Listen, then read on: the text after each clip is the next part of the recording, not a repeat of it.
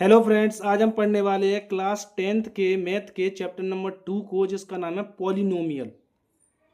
ये polynomial chapters की introduction video है। इसमें हम पढ़ेंगे कि पॉलिनोमियल्स क्या होते हैं, पॉलिनोमियल्स कितने टाइप्स के होते हैं और पॉलिनोमियल्स के जीरोज कैसे फाइंड करते हैं। साथ ही पॉलिनोमियल्स के जो कोफिशिएंट और जीरोज होते हैं उनमें क्या रिलेशन होता है। तो चलिए स्टार्ट करते हैं पहले हम पॉलिनोमियल से। तो पॉलिनोमियल क्या होता है?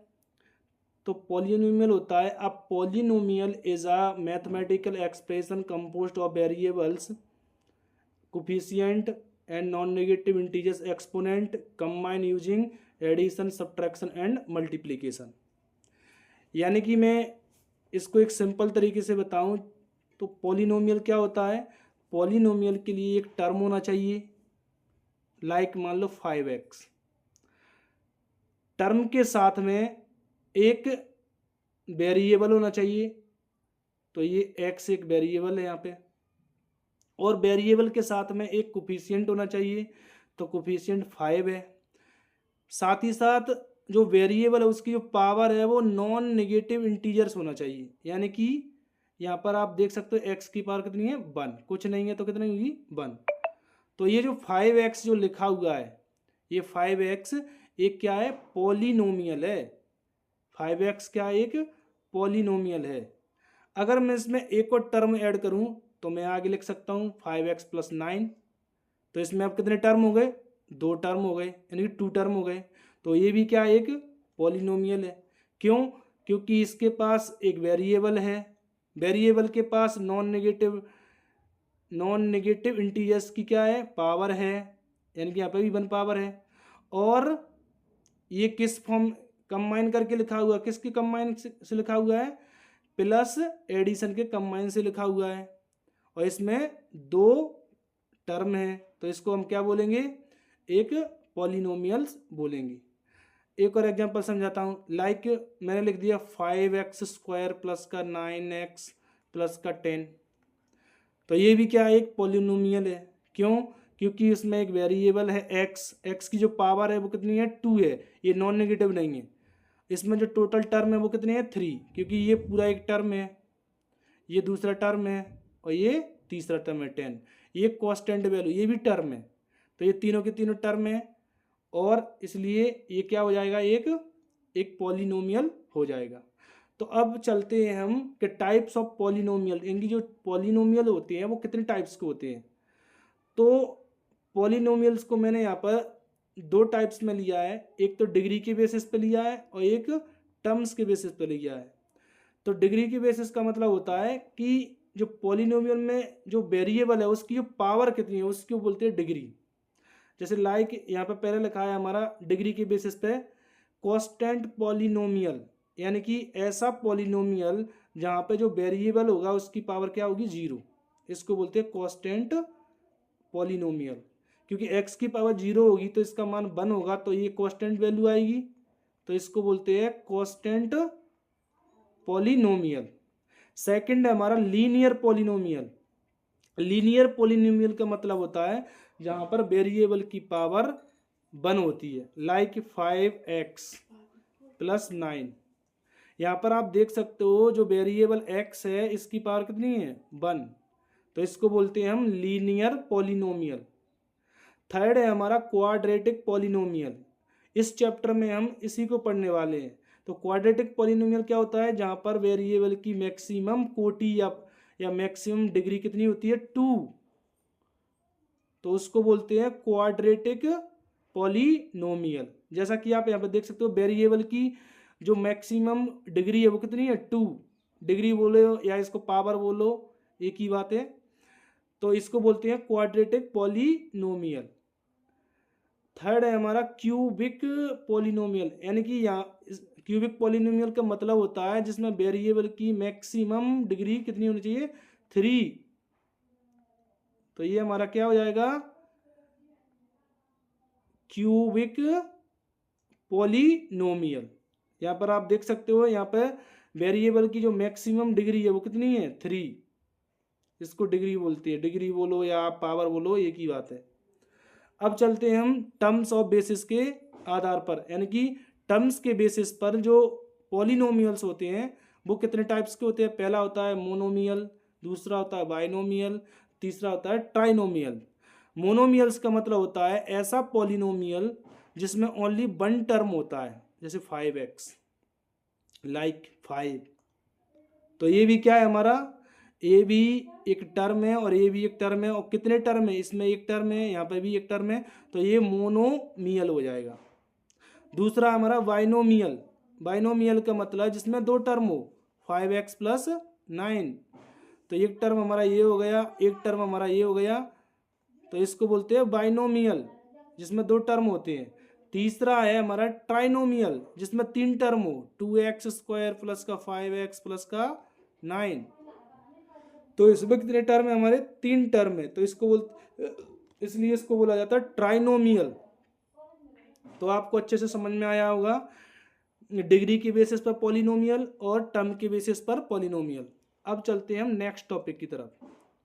तो नेक्स्ट टॉपिक है हमारा number of zeros in polynomial, यानी कि जो पॉलिनोमियल होता है उसके जीरोज के नंबर्स कैसे निकालेंगे, कैसे फाइंड करेंगे हम। तो इसके लिए क्या है, the number of zeros is equal two degree of the polynomial, यानी कि जो पॉलिनोमियल की डिग्री होगी वही नंबर ऑफ जीरोज होंगे। लाइक 2x प्लस 9 लिखा है यहाँ पे, तो ये एक पॉलिनोमियल है और यहाँ पर जो डिग्री है वो कितनी है, 1। अगर डिग्री 1 है तो इसमें नंबर ऑफ जीरोज कितने हो जाएंगे, 1। ठीक इसी प्रकार से अगर मैं ये ले लूँ x² प्लस का 9x प्लस का 20, तो यहाँ पर नंबर ऑफ जीरोज कितने होंगे, तो डिग्री चेक करो, डिग्री कितनी है यहाँ पे 2, तो नंबर ऑफ जीरोज भी कितने होंगे 2। लाइक मैंने लिया x³ प्लस का x² प्लस 9x प्लस का 20, तो मैं अगर यहाँ पे पूछूं कि डिग्री कितनी है, तो डिग्री कितनी है 3, तो नंबर ऑफ जीरोज कितने होंगे इसके 3।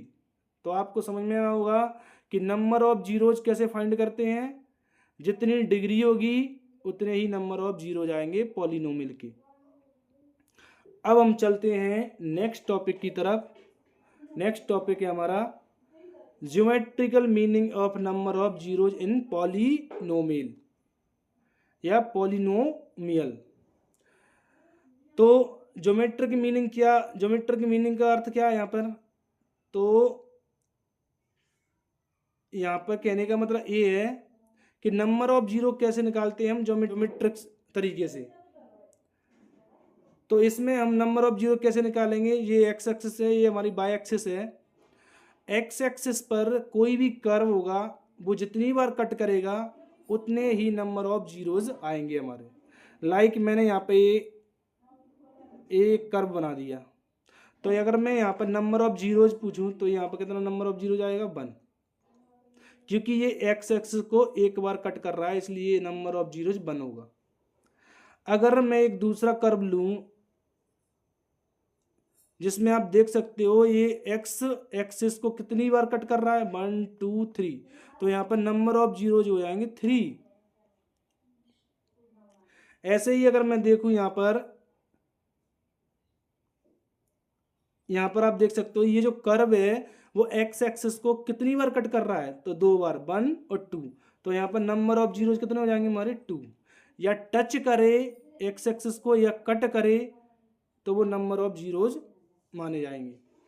तो आपको समझ में आया होगा, कोई भी कर्व एक्स एक्सिस को टच करे या उसको कट करे, वो कितनी बार कट कर रहा है या कितनी बार टच कर रहा है, तो वो क्या होते हैं, नंबर ऑफ जीरोज होते हैं।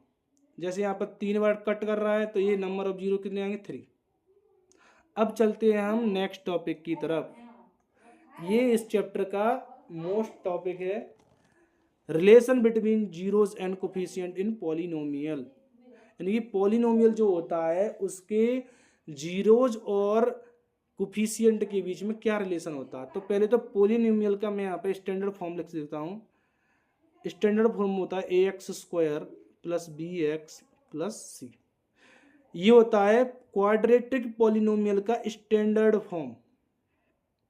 अगर इसके जीरो जाएंगे तो इसके जीरोज के जो सम होगा वो क्या होगा, माइनस का b/a। इसके जीरोज को हम एक को मानेंगे अल्फा, एक को माने हम बीटा, तो सम ऑफ इट्स जीरो हो जाएगा हमारा alpha plus beta equal to minus का बी अपॉन ए। ठीक इसी प्रकार से जीरोज का जो प्रोडक्ट है वो होगा हमारा सी अपॉन ए, यानी कि अल्फा इंटू बीटा हो जाएगा हमारा सी अपॉन ए। चलिए मैं आपको इस एग्जाम्पल से समझाता हूँ। एक एग्जाम्पल है x square plus 9x plus 20। अगर हमें इसके जीरोज फाइंड करने हैं तो सबसे पहले हम इसके फैक्टर्स को फाइंड करेंगे। तो फैक्टर्स को हम किस मेथड से निकालेंगे? मिडिल टर्म स्प्लिट मेथड से। तो मिडिल टर्म स्प्लिट मेथड का मतलब होता है हम मिडिल वाले टर्म्स को ब्रेक करेंगे। किस फॉर्म में करेंगे? इस फॉर्म में करेंगे कि हमें दो ऐसे नंबर्स लेना है कि उनका मल्टीप्लाई करने पर 20 आए और उन दोनों नंबर्स को ऐड करने पर 9 हो जाए। लाइक अगर हम 4 और 5 का मल्टीप्लाई करेंगे तो 20 आएगा और 4 और 5 को ऐड करेंगे तो हमारा 9 हो जाएगा। तो यानी कि ये दो ऐसे नंबर है जिनका मल्टीप्लाई करने पर 20 आता है और इन दोनों नंबर्स को ऐड करने पर 9 आता है। तो इसी को बोलते हैं मिडिल टर्म को हमने क्या कर दिया? 9 को हमने तोड़ दिया, यानी कि ब्रेक कर दिया। किस में? 4 और 5 में। तो मैं यहाँ पर लिख सकता हूँ x square plus 4x plus 5x plus 20। ये वाला टर्म और ये वाला टर्म एज इट इज ऐसा का ऐसा ही रहेगा, बस मिडिल वाले टर्म्स को हमें तोड़ना है यानी कि ब्रेक करना है, और साथ में x भी दोनों में ही लग जाएगा, 5 के साथ भी और 4 के साथ भी। अब इसके बाद हम क्या करेंगे? ये 4 टर्म हो गए यहाँ पर 1 2 3 4, तो दो दो टर्म में से हम इनमें से कॉमन लेंगे। तो आप देखो इसमें क्या कॉमन आ रहा है? x, क्योंकि एक्स स्क्वायर इधर है और 4 के साथ भी x है, तो मैंने x कॉमन ले लिया, तो ये आ जाएगा x प्लस 4। x प्लस 4 आया है यहाँ पर ब्रैकेट में, तो इधर भी x प्लस 4 ही आना चाहिए, तभी आपने सही किया है इस सवाल को। तो मैं यहाँ पर कॉमन लूंगा इन दोनों में, तो क्या कॉमन लूंगा? तो ये आ जाएगा हमारा का प्लस का 5 कॉमन। जब प्लस का 5 कॉमन लूंगा तो इधर बचेगा x और 5 का 20 में डिवाइड देंगे तो ये जाएगा 4 टाइम्स 1।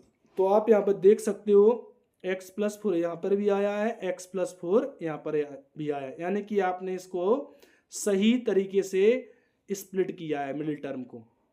यहाँ से मैं इसको कॉमन लूंगा तो ये आ जाएगा x प्लस 4 और ये आ जाएगा हमारा x प्लस 5। अब हमें जीरोज फाइंड करने हैं, तो जीरोज कब आएंगे? जब इन दोनों जो फैक्टर आए इनको इक्वल में जीरो लिख देंगे इसके इक्वल में। भाई पॉलिनोमियल के जब जीरोज फाइंड करेंगे तो पॉलिनोमियल को किसके इक्वल लिखना पड़ेगा? जीरो के इक्वल। तो मैंने यहाँ पे जो फैक्टर निकाले उसके इक्वल लिख दिया। अब यहाँ से हम क्या करेंगे? x की दो वैल्यू निकालेंगे, तो ये हमारे यहाँ पे लिख सकते हैं हम x प्लस 4 इक्वल टू 0 और यहाँ पे लिख सकते हैं हम x प्लस 5 इक्वल टू 0। तो ये जाएगा x इक्वल टू माइनस का 4, यहाँ से आएगा x इक्वल टू माइनस का 5। तो यहाँ पर इसको दूंगा मैं अल्फा, यानी अल्फा की वैल्यू आई है माइनस का 4 और ये बीटा है हमारा, बीटा की वैल्यू आई है हमारी माइनस की 5। तो आप समझ चुके होंगे यहाँ पे अच्छे से कि जीरोज कैसे फाइंड करने हैं। तो अब चलते हैं हम नेक्स्ट स्टेप की तरफ। नेक्स्ट स्टेप में क्या करना है हमें? अब हमें रिलेशन बताना है। क्या रिलेशन बताना है?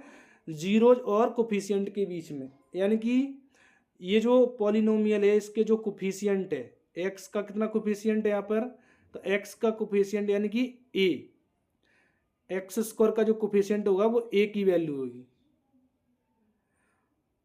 x का जो कोफिशिएंट होगा वो b होगा और c क्या होगा? हमारा कांस्टेंट टर्म होगा। कहने का मतलब है, चलिए मैं आपको एक करके दिखाते हूँ यहाँ पे रिलेशन। इनमें रिलेशन क्या रहता है? तो मैं लिखूंगा पहला है हमारा सम ऑफ इट्स जीरोज, यानी कि इनका सम करेंगे, यानी कि अल्फा प्लस बीटा। जीरोज को क्या करेंगे? सम। तो अल्फा प्लस बीटा, यानी कि अल्फा प्लस बीटा हमारा कितना आएगा? अल्फा प्लस बीटा आएगा हमारा alpha plus beta. Alpha plus beta equal to दिया है हमारा माइनस का b अपॉन ए। तो अल्फा की वैल्यू कितनी है हमारी? अल्फा की वैल्यू हमारी माइनस का 4 प्लस बीटा की वैल्यू कितनी है हमारी? माइनस का 5। इक्वल बी की वैल्यू कितनी है, बी मतलब एक्स का कोफिशिएंट, एक्स देखो यहाँ पे एक्स का कोफिशिएंट कितना है 9, तो ये आ जाएगा हमारा माइनस का 9 अपॉन ए मतलब एक्स स्क्वायर का कोफिशिएंट, एक्स स्क्वायर का कोफिशिएंट कितना है 1, तो ये हो जाएगा हमारा माइनस का 4 और माइनस के 5, माइनस का 4 माइनस का 5 इक्वल टू माइनस के 9 अपॉन 1, तो माइनस का 4 माइनस का 5 कितना हो जाएगा माइनस का 9, और 1 का डिवाइड जब माइनस के 9 में देंगे तो माइनस का 9 आएगा, तो ये दोनों इक्वल हो गए, तो ये हमारा रिलेशन सही आया है। दूसरा है हमारा alpha into beta, alpha into beta क्या है हमारा सी अपॉन ए, तो अल्फा की वैल्यू कितनी है माइनस का 4 मल्टीप्लाई बीटा की वैल्यू माइनस का 5, सी क्या है हमारा कांस्टेंट टर्म, सी कितना है हमारा 20, ए मतलब एक्स स्क्वायर का कोफिशिएंट, एक्स स्क्वायर का कोफिशिएंट कितना था हमारा 1, तो 4 माइनस के 4 और माइनस के 5 का जब मल्टीप्लाई करेंगे तो 20 आएगा, और ये भी कितना हो जाएगा हमारा 20, तो दोनों हमारे क्या हो गए रिलेशन प्रूव्ड हो गए सही से। तो इस प्रकार से आपको इनके कोफिशिएंट और जीरोज में रिलेशन को प्रूव करना है। तो अब हम मिलेंगे आपको नेक्स्ट क्लास में। तो आपको अगर वीडियो अच्छी लगी हो तो चैनल को सब्सक्राइब करें, लाइक करें और थोड़ा हमें सपोर्ट करें ताकि हमें मोटिवेशन मिले ऐसी वीडियो बनाने के लिए। जय हिंद, जय भारत, धन्यवाद।